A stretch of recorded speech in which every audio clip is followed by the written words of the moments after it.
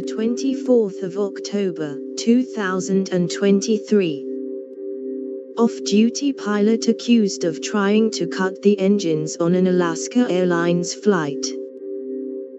The flight was diverted to Portland, because of a credible security threat inside the cockpit, the airline said. An off-duty pilot was charged with attempted murder.